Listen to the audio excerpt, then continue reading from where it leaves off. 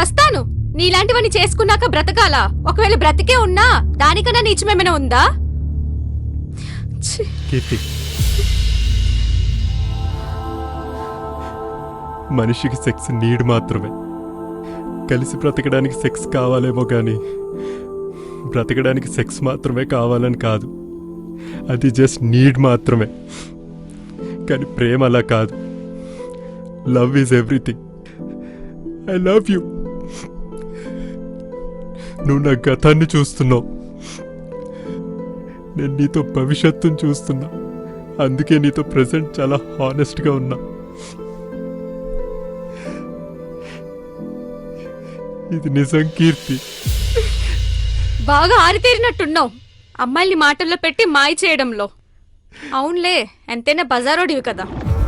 అమ్మా.